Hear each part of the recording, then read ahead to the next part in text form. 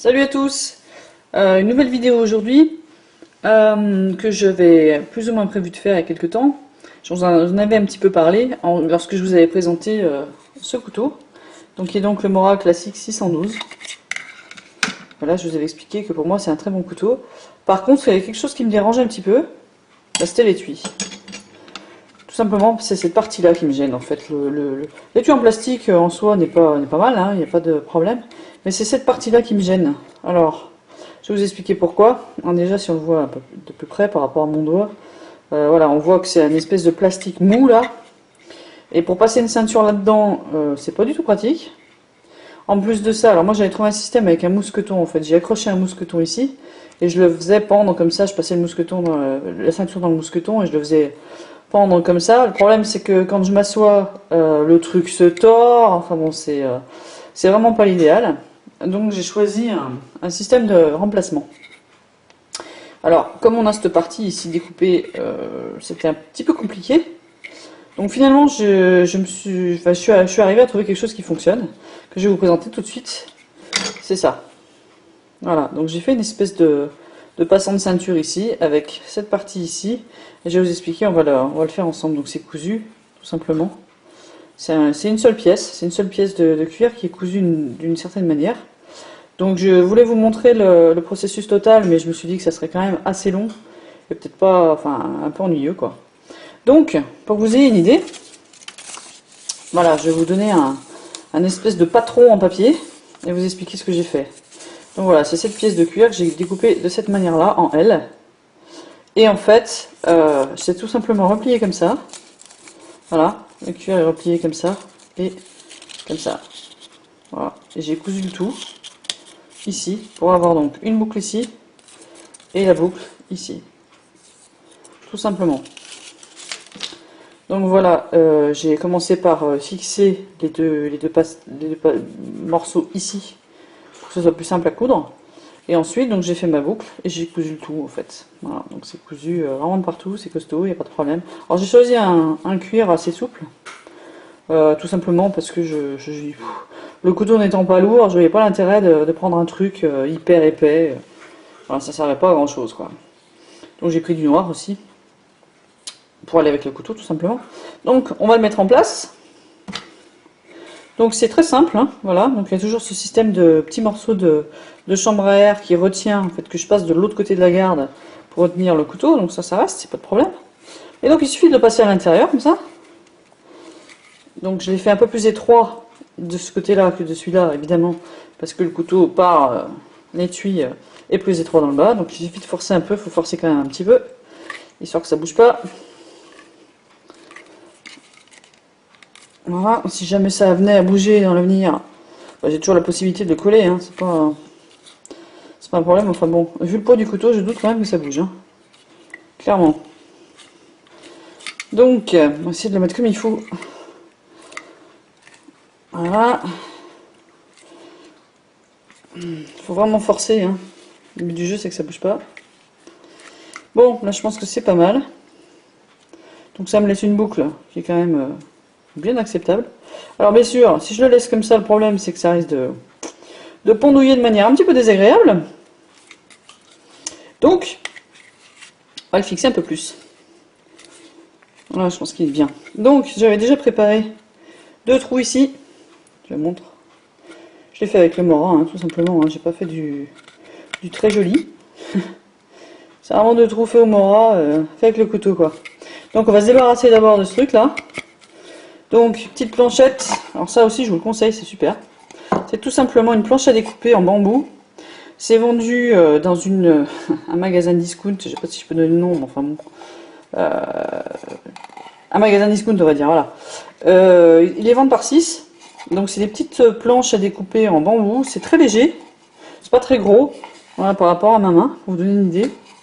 Donc ça c'est pas mal si vous voulez faire un petit peu de cuisine en rando, vous arrêtez à midi, vous voulez couper 3 tomates, 2 morceaux de poulet pour faire vos brochettes, n'importe quoi. Et ben c'est bien, c'est super pratique. J'aime pas les trucs en plastique, je suis pas fan de ça. Donc je voulais quelque chose de naturel. J'ai fini par trouver, donc j'en suis bien contente. Hop, on va le mettre droit, on va faire. Et bon voilà, on va finir ça. Donc je vais couper ce truc, je l'avais déjà prédécoupé pour voir si ça marchait. Donc on va finir. Donc, tout simplement avec le couteau. Hein. On va pas faire du temps compliqué. Et voilà, on n'a plus. On va essayer de faire quelque chose d'à peu près correct. Voilà.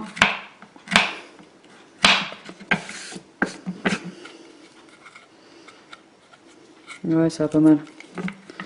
Ça va pas mal. Juste affiner un petit peu.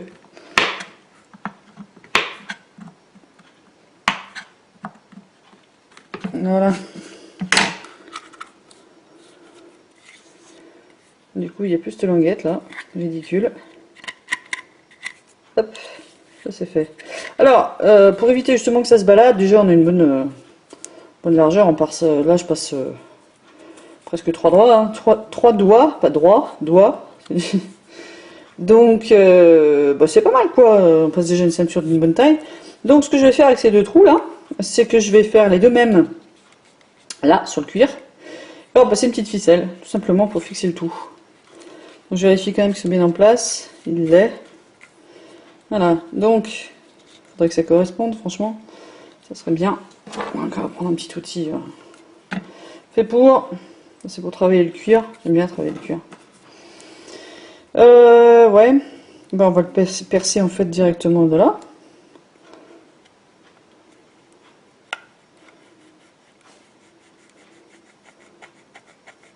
Faut éviter de se percer le doigt. Faut calculer que ça tombe pas sur le doigt, c'est mieux. Je vais finir comme ça. Les deux bien droits. Voilà. Hop. Et d'un. Je remets en place pour que l'autre soit à peu près en face. Pardon, je suis hors champ. J'étais en train de regarder parce qu'en fait, je regarde par la caméra. Et c'est pas super pratique. Bon, on est à peu près en face là. Là, ok. Donc je vais faire la même chose dans l'autre trou. Je vais faire une petite marque en fait, ça va où je suis. Ok. Et on va percer là. Alors c'est pas non plus au millimètre, hein, c'est pas. Ça marchera toujours. Hein. Voilà. Les deux trous. Ça devrait suffire. Le problème de ce genre de cuir, c'est que faut bien repérer où c'est. Allez, on y va. Donc petit bout de ficelle tout simple. Blanc. Tu vas bien faire une mise au point, très sympa. Ding. Voilà, rien de particulier, je passe dans le trou. C'est validé. C'est pas pratique avec la caméra, hein. Je vous avoue que c'est la première fois que je fais ça avec la caméra. Et c'est pas génial. Je vais le faire avec une aiguille en fait. Bon, je reviens. Bon, donc voilà, j'ai un peu galéré en fait pour mettre des trucs dans le trou, parce que les trous étaient pas bien gros, et comme ça rentrait pas, le fil, la ficelle là est trop grosse pour entrer dans une aiguille, donc du coup, bah, ça a été un peu la galère quoi. Mais bon, c'est fait. Donc après, bah, tout simplement, une fois que c'est passé dans les trous, un petit nœud par-ci, un petit nœud par-là, double nœud, hop. On va pas le faire dans la dentelle, hein. Du jus c'est que ça tienne. Voilà, c'est du nylon. Donc pour fixer le tout, on brûle, et c'est terminé. Après je couperai ça je pense. C'est pas super esthétique. Voilà. Donc voilà, c'est fixé là, donc ça bouge plus. C'est parfait, on peut même le passer ici, là, dans la ceinture ici. Pas une grosse ceinture là par contre, hein, mais c'est faisable quoi. C'est faisable. Donc deux ports possibles ici ou là. Voilà quoi. Oh, il a une bonne gueule quand même. Donc toujours pareil, hein, je remets le truc dans l'étui et si je veux sécuriser, hop, et voilà. Terminé. Je vais remontrer peut-être un peu quand même. Mais bon voilà, du coup il me plaît beaucoup mieux ça. fait beaucoup plus. Donc ça c'est fait. Alors, tant qu'on y est, on va se faire une petite, un petit aiguisage en fait. Parce que la dernière fois, donc j'ai taillé une branche dans l'herbe. Et en fait, j'ai pas vu qu'il y avait un caillou dessous. Et j'ai tapé le caillou, donc en fait, ça m'a un petit peu abîmé le tranchant là. Alors, comme il y avait un petit peu des... Je sais pas comment on dit chips, je sais pas comment on dit ça en français en fait. Je vais vous montrer le tranchant là. Je l'ai remodifié un peu. Voilà. Il n'est pas encore nickel. Bon, il y avait des petites dentelures là. Donc pour enlever ça, j'ai pas de pierre suffisamment grossière. Donc ce que j'ai fait, j'ai pris en fait ça. Je vais vous expliquer ce que c'est. Donc c'est un set de 3... comment on pourrait appeler ça, c'est pas des pierres à aiguiser, mais enfin bon, voilà, ça aiguise quoi. Hein. J'ai acheté ça sur eBay, ça venait par 3. Et je voulais en fait, à la base, j'avais acheté parce que je voulais quelque chose de très petit, très plat, que je pouvais glisser par exemple dans un étui ou je ne sais quoi. Facilement transportable, quelque chose de léger. J'ai aussi, pour aiguiser, sinon quand je pars comme ça, j'ai la Spyderco Double Stuff, là, la fine et moyen, et grain moyen. Mais ça reste quand même un petit peu lourd, quoi. Même si c'est pas énorme, c'est quand même un peu lourd. Donc j'avais commandé ça sur eBay. Ça vaut pas grand chose. Mais le problème, c'est que donc c'était censé être 3 grains différents. L'un grossier, l'un moyen et l'autre fin. Ça, c'est censé être le fin. Donc 360. Là, on est à 180. Là, 260. Sauf qu'en fait, bah, ça arrache sévère, quoi. Pour vous montrer un peu à quoi ça ressemble. Ces espèces de pierres diamantées, là. Mais le grain est super grossier, quoi. Je ne me vois pas foutre une lame là-dessus. En tout cas, pas une des miennes, hein, ça c'est sûr. Hein. Donc, par contre, c'est bien si le tranchant est très abîmé. Donc, c'est ce que j'ai fait, en fait. Je l'ai utilisé pour ça. Voilà, pour vous donner une idée, voilà les rayures que j'ai sur la lame, quoi. C'est du grossier. Donc, ce que je vous propose maintenant, bah, c'est de faire un aiguisage un peu plus fin. En même temps, voilà, si ça peut vous donner des idées à certains. Donc, moi, ce que j'utilise en général, c'est des pierres japonaises. Donc, je vais les mettre en place. Là, elles sont en train de tremper dans l'évier. Et je vais vous montrer ça. Hop, je reviens. Alors, j'en ai deux. On va commencer par celle-là, d'ailleurs. Normalement, il y a un socle, mais en fait, j'aime bien utiliser tout simplement ça, là, cette espèce d'éponge. Sur le carrelage, ça va super bien. Donc, celle-ci, c'est une pierre à eau japonaise. Je vais peut-être vous monter d'ailleurs un peu le truc. Attendez voir. On va le remonter un peu parce que là, je sais pas si. Alors, moi, pour le montage, c'est pas mon délire, hein, je vous le dis tout de suite. C'est du fait vraiment maison. Le trépied, pour vous donner une idée, le trépied, c'est un trépied de micro en fait à la base, parce que c'est ce que j'ai trouvé de plus grand et c'est pratique. Là, je suis debout, c'est bien. Ça, c'est bien. Donc, pour en revenir à la pierre, c'est une pierre. Comment ça s'appelle d'ailleurs? Je reviens. C'est. Oups. J'ai accroché le trépied, le super trépied. Donc, c'est du Naniwa. Voilà, c'est japonais.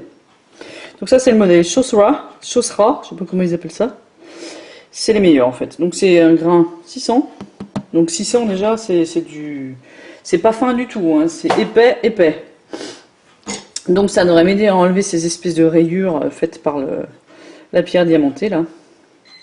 Donc j'espère que je vais arriver à le faire avec le truc devant le nez là. On va voir. Donc c'est un grain scandinave, une émouture scandinave, donc c'est assez facile à aiguiser en fait. Hein. Donc il faut tout simplement le placer dessus, chercher l'angle, hop, j'ai l'angle. Et on fait des mouvements en allant en arrière, quoi, voilà, tout simplement. Pas bouger par contre, pas modifier l'angle.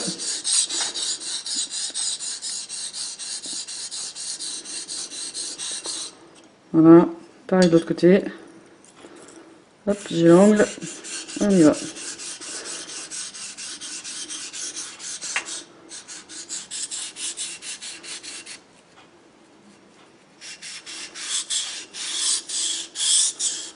Donc là on voit déjà l'espèce de bout que ça fait là. Donc c'est fait exprès. Hein. C'est ce qui fait le boulot.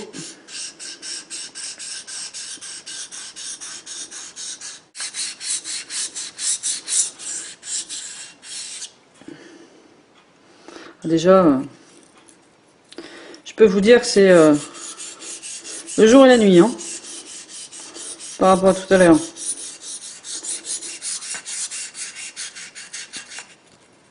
Non, ici.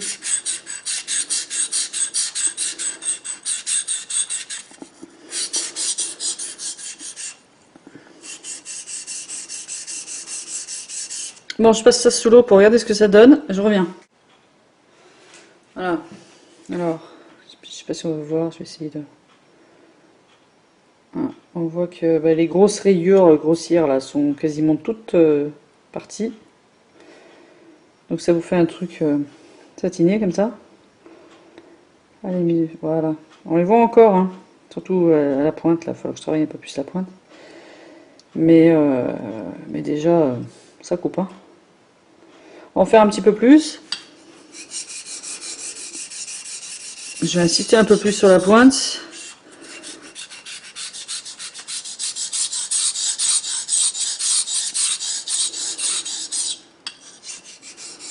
Pas à peine d'appuyer fort, hein. Faut laisser la pierre faire son boulot. Tout simplement. Idem de l'autre côté.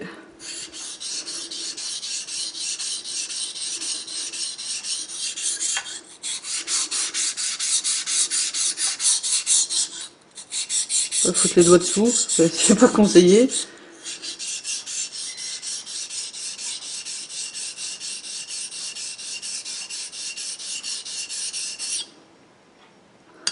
Ça devrait être pas mal. Je pense. Ouais, on va finir avec le grain plus fin. Allez, je le remets sous l'eau, j'en reviens. Allez, on change. Alors, il faut que je me souvienne le plus... Ouais, le plus grossier, c'est celui-là. Donc là, c'est du 1000, côté rouge.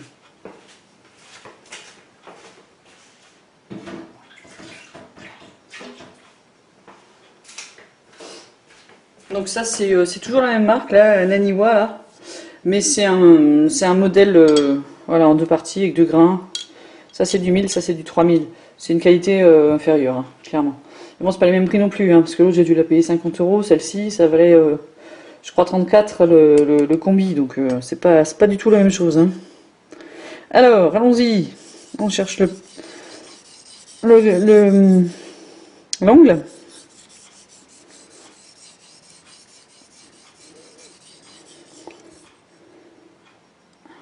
J'ai plus... Ah, ça y est. Ok. Donc ça n'accroche pas du tout. C'est le but, hein. Là, c'est des grains de finition, donc ça doit pas arracher beaucoup de matière normalement. Hein.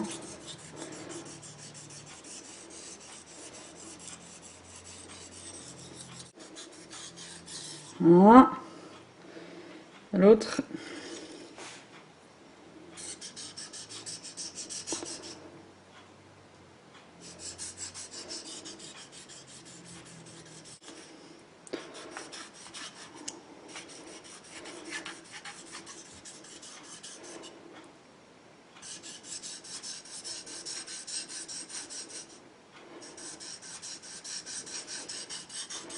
Donc pierre à eau japonaise, pour ceux qui connaissent pas, comme leur nom l'indique, il faut les tremper dans l'eau pendant environ un quart d'heure. Alors celle-ci c'est un quart d'heure. La chaussera, là c'est pas la peine en fait. Il suffit de la tremper dans l'eau, au bout de 30 secondes c'est bon quoi. C'est fait exprès, ça demande très très peu d'eau.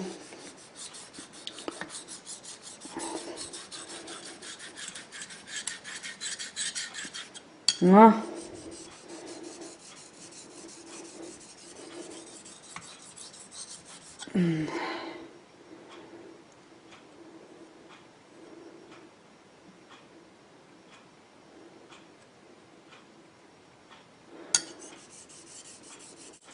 Je sens déjà que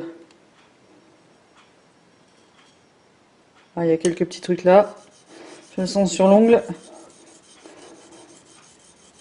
Mais sinon le grain est déjà super régulier quoi. Enfin les moutures est déjà bien nette quoi.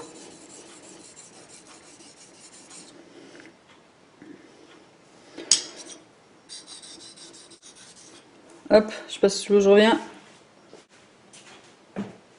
Voilà, on est presque sur une finition brillante. Si on peut le voir. Le problème c'est qu'il y a le reflet là, c'est pas top.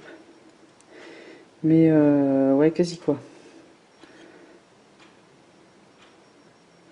Voilà.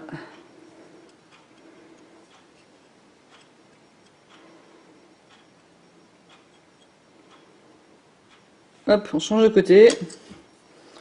Encore plus fin, 3000.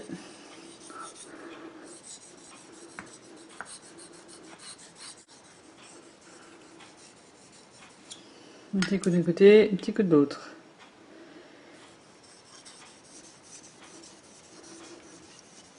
Alors faut être patient, hein. C'est un travail de patience, hein, l'aiguisage.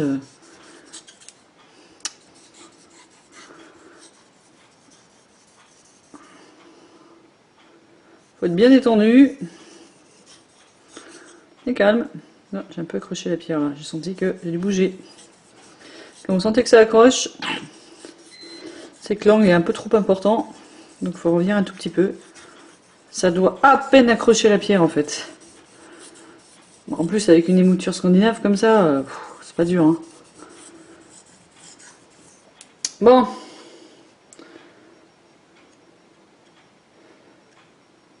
On va voir, on va faire un test. On va prendre une pub quelconque là. Ce qui me vient. On va faire de pub, hein, on va essayer d'éviter. Donc voilà, c'est une pub quelconque, on va voir. Bon, sachant que là. Ouais, c'est mouillé, c'est pas top. Hop.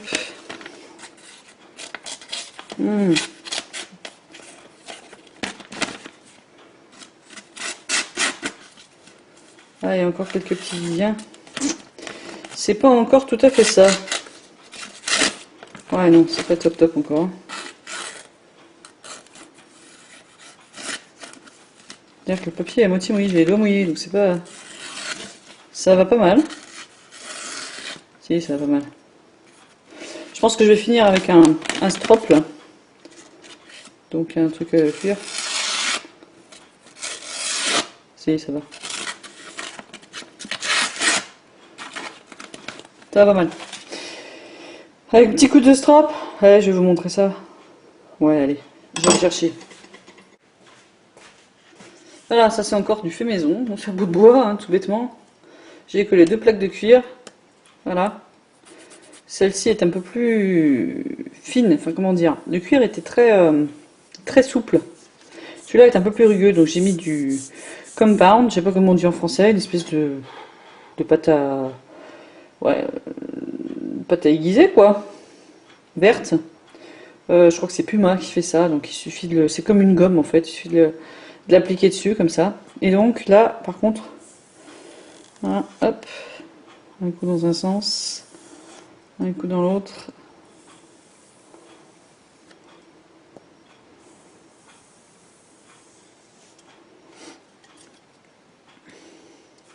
Pareil, c'est bien votre lame. Par contre, c'est toujours en tirant, hein, sur un strop. Toujours, toujours.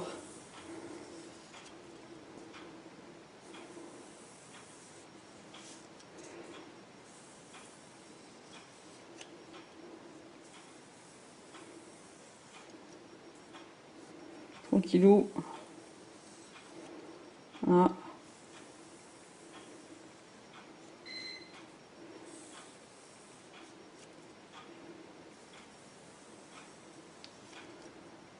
Ah, c'est pas parfait, hein, mais là j'essaie de faire relativement vite parce que pas passer 3 jours sur la vidéo non plus, quoi. Hop, côté où il n'y a pas de pâte, juste pour fignoler.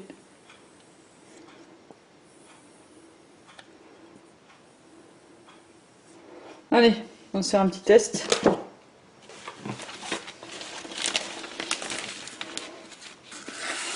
Ah oui.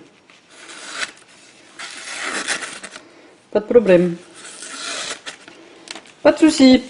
Bon, ben voilà, je suis assez contente du résultat. Faire l'arrache, mais finalement, bah, ça marche. Comme quoi, ces pierres japonaises, c'est quand même le top. Hein. Je vous montre un petit peu le résultat vite fait. Là. Hop. On est, voilà. Il reste encore quelques endroits satinés là, du grain plus épais, mais bon, globalement le tranchant il est brillant. Donc ça veut dire que ça coupe. Et voilà. Alors c'est l'avantage aussi des morins, hein, c'est que ça s'aiguise super bien quoi. C'est pratique. Hein. On va retrouver son petit étui flambant neuf là, hop. Et voilà. Oh, je suis contente. Donc voilà, c'est fait. Alors, en ce qui concerne la suite, j'ai plein d'autres choses à vous montrer. Je vais faire aussi un réchaud à bois, comme j'ai encore jamais vu. Donc si ça intéresse quelqu'un, pourquoi pas. J'ai pas mal de trucs à vous montrer aussi. J'aime bien customiser des couteaux, j'aime bien. Donc je peux vous montrer ce que j'ai fait. Mais bon, enfin on va voir l'évolution de la chaîne aussi. Je veux dire, c'est en fonction de l'évolution du nombre d'abonnés. Si ça intéresse très peu de monde, je vais pas me casser la tête quoi, hein, objectivement. Maintenant, si je vois que y a de plus en plus de gens qui s'intéressent à ce que je fais et qui ont envie de voir d'autres choses, pas de problème. Hein. Je suis prête, je suis tout à fait disposée à partager, à donner des idées. J'ai pas mal de matos aussi, des choses que j'emporte en rando en particulier. Que j'ai pas vu chez certaines personnes, donc si vous voulez voir ce que moi j'emporte, faut me le dire. Et puis voilà, montrer que ça vous intéresse, et ce sera avec plaisir. Donc une prochaine, je ne sais pas quand, on verra. Au revoir.